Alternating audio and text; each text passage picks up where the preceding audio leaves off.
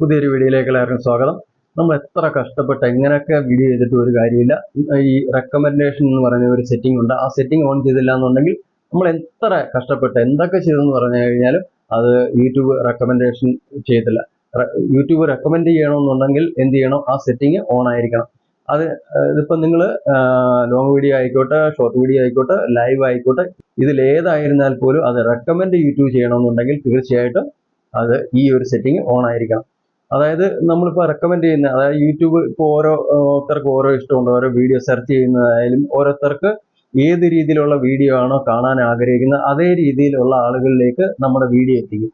അപ്പോൾ നമ്മുടെ ഇപ്പം ടെക് ചാനലാണെന്നുണ്ടെങ്കിൽ ആ ടെക് വീഡിയോസ് കാണുന്ന, അതായത് ടെക് ചാനലിലെ വീഡിയോസ് ഒക്കെ കാണാൻ ആഗ്രഹമുള്ളവരിലേക്ക് ഇങ്ങനെയുള്ള വീഡിയോസ് എത്തിക്കും. അതുകൊണ്ടൊക്കെ ഒരു വ്ലോഗ് ചാനലാണ്, അല്ലെന്നുണ്ടെങ്കിൽ വേറെ ഏതെങ്കിലും തരത്തിലുള്ള ഒരു കുക്കിംഗ് ചാനൽ, അപ്പോൾ അവരുടെ വീഡിയോ കാണാൻ ആഗ്രഹിക്കുന്നവരിലേക്ക് യൂട്യൂബിന്റെ അൽഗോരിതം അനുസരിച്ച് കറക്റ്റായിട്ട് എത്തിക്കേണ്ട ആളുകളിലേക്ക് എത്തിക്കും. അതായത് എങ്ങനെയാണ് എത്തിക്കുന്നത് വെച്ച് കഴിഞ്ഞാൽ, നമ്മൾ ഓരോ വീഡിയോസ് സെർച്ച് ചെയ്തൊക്കെ നമ്മളിങ്ങനെ സെർച്ച് ചെയ്ത് കാണില്ലേ? അപ്പോൾ ആ സെർച്ച് ചെയ്ത് കാണുന്നതിനെ യൂട്യൂബിന് അറിയാനായിട്ട് സാധിക്കും. ഇതേമാതിരി സെർച്ച് ചെയ്യുന്ന ആൾ ഇന്ന തരത്തിലുള്ള വീഡിയോസ് സെർച്ച് ചെയ്യുന്നുണ്ട്, അപ്പോൾ ആ തരത്തിലുള്ള വീഡിയോസ് ആണ് അവർ കാണാൻ ആഗ്രഹിക്കുന്നത്. അപ്പോൾ ആ തരത്തിലുള്ള വീഡിയോസ് അവർക്ക് റെക്കമെൻഡ് ചെയ്യും. അപ്പോൾ ഇപ്പോൾ ടെക് ചാനലിൽ, ഇപ്പോൾ എൻ്റെ ടെക് ചാനലാണ്, ടെക് ചാനലിൻ്റെ വീഡിയോസ് കാണാൻ ആഗ്രഹമുള്ളവരിലേക്ക് അപ്പോൾ ഈ തരത്തിലുള്ള വീഡിയോസ് എത്തിക്കും.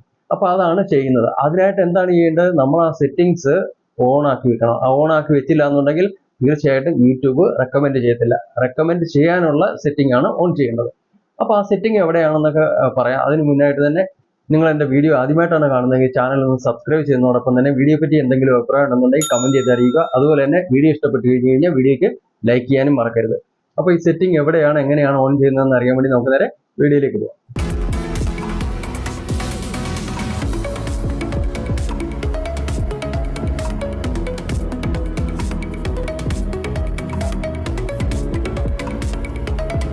അപ്പോൾ നമുക്ക് ഈ സെറ്റിംഗ് ഓൺ ചെയ്യാനായിട്ട് ആദ്യം തന്നെ നമുക്ക് YT സ്റ്റുഡിയോ ഓപ്പൺ ചെയ്യാം. YT സ്റ്റുഡിയോ ഓപ്പൺ ചെയ്ത് കഴിഞ്ഞാൽ ഉടൻ തന്നെ മുകളിലായിട്ട് റൈറ്റ് സൈഡിലായിട്ട് നിങ്ങൾക്ക് നിങ്ങളുടെ ചാനലിൻ്റെ ലോഗോ കാണാനായിട്ട് സാധിക്കും.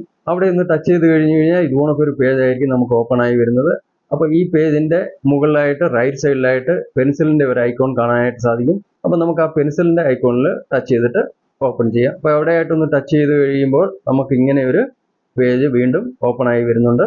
ഈ ഓപ്പൺ ആയ പേജിൽ നമുക്ക് താഴെയായിട്ട് ഹോം ടാബ് എന്ന് കാണാം. അപ്പോൾ ആ ഹോം ടാബ് എന്ന് കാണുന്നിടത്ത് നമുക്കൊന്ന് ടച്ച് ചെയ്ത് ഓപ്പൺ ചെയ്യാം. ഇപ്പോൾ ഇവിടെ നമുക്ക് ഓപ്പൺ ആയ പേജിൽ രണ്ട് ഓപ്ഷൻ കാണിക്കുന്നുണ്ട്.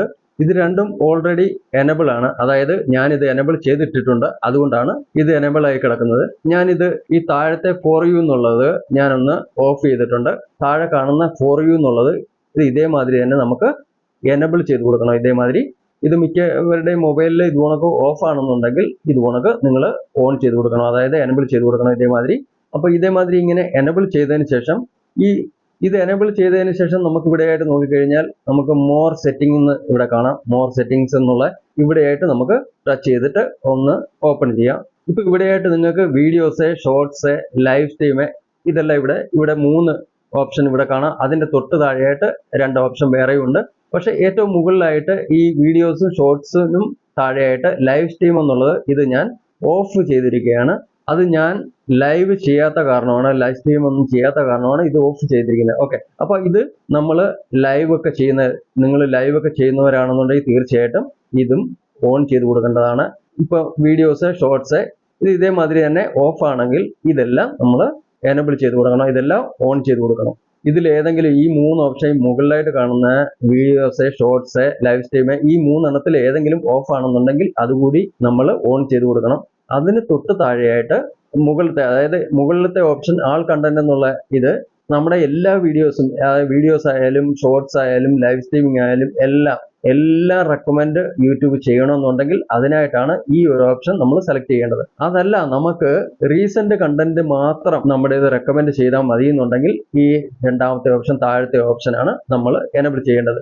ഈ രണ്ടാമത്തെ ഓപ്ഷൻ എനബിൾ ചെയ്താൽ അവരുടെ 12 മാസത്തിനുള്ളിലുള്ള വീഡിയോസ് മാത്രമേ അവരുടെ യൂട്യൂബ് റെക്കമെൻഡ് ചെയ്യത്തുള്ളൂ. അതായത് റീസെന്റ് ആയിട്ട് ഇട്ടിട്ടുള്ള കണ്ടന്റ് മാത്രമേ യൂട്യൂബ് റെക്കമെൻഡ് ചെയ്യത്തുള്ളൂ. നമ്മൾ എപ്പോഴും പക്ഷേ ഈ ആൾ കണ്ടന്റ് എന്നുള്ള ഇതാണ് സെലക്ട് ചെയ്യേണ്ടത്. ഇത് സെലക്ട് ചെയ്താലുള്ള നമുക്കുള്ള പ്രയോജനം എന്ന് വെച്ചാൽ നമ്മൾ ഏത് വീഡിയോസ്, ലോങ് വീഡിയോസ് ഇട്ടാലും ഷോർട്സ് വീഡിയോസ് ഇട്ടാലും അതുപോലെ തന്നെ ലൈവ് സ്ട്രീം ചെയ്താലും ഇതിന്റെ എല്ലാ റെക്കമെൻഡ് യൂട്യൂബ് ഇതെല്ലാം റെക്കമെൻഡ് ചെയ്യും.